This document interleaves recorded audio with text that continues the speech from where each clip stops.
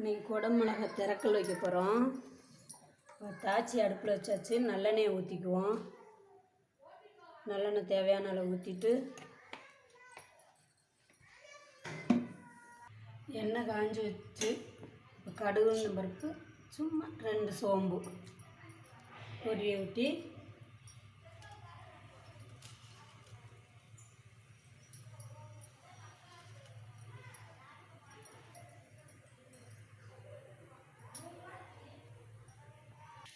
கடுகு போட்டாச்சு, கருவேப்பிலை போட்டாச்சு, பச்சை மிளகாய் போட்டாச்சு.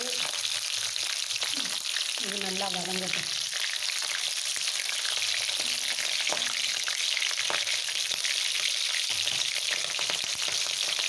வெங்காயம் போட்டோம்.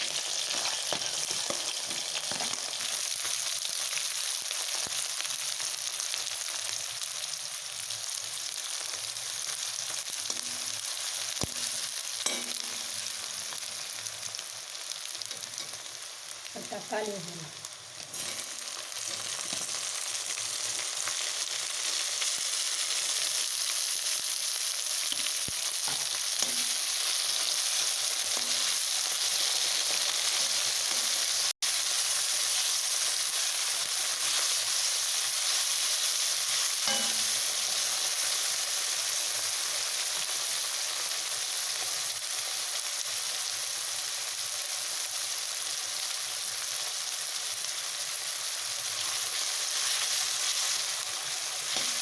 தக்காளி நல்லா வதங்கட்டும். நல்லானா ரொம்ப வதங்க வேணும், ரொம்ப அளவாக.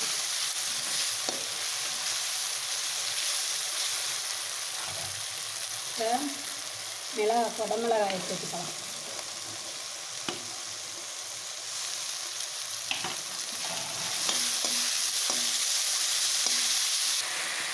இது வேக கொஞ்சம் உப்பு சேர்ப்போம். உப்பு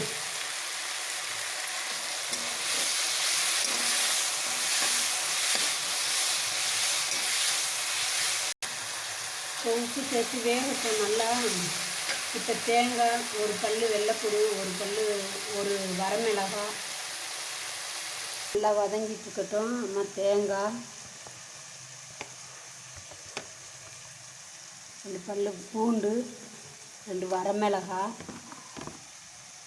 இப்போ கொஞ்சம் சோம்பு சேர்த்து இதெல்லாம் நல்லா மைய அரைச்சிடலாம். இப்போ அரைச்ச தேங்காயை கூட சேர்த்துக்கலாம்.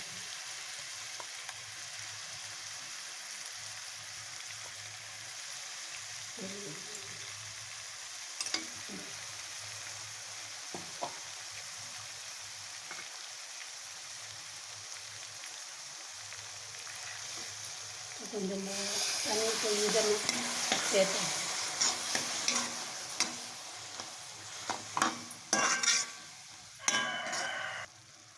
இன்னும் கொஞ்சம் தண்ணி சேர்த்துட்டு தனி மிளகாய் பவுடர் கொஞ்சம்.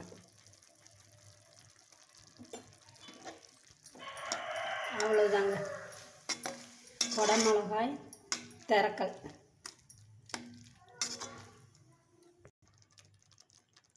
இப்போ கொஞ்சம் நேரம் இது வேகட்டும் நல்லா. குடமிளகாய் திறக்கல் நல்லா வெந்துருச்சுங்க.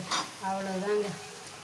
இது பிடிச்சிருந்தா லைக் பண்ணுங்கள், ஷேர் பண்ணுங்கள், சப்ஸ்கிரைப் பண்ணுங்கள். குடமிளகாய் ரெடி.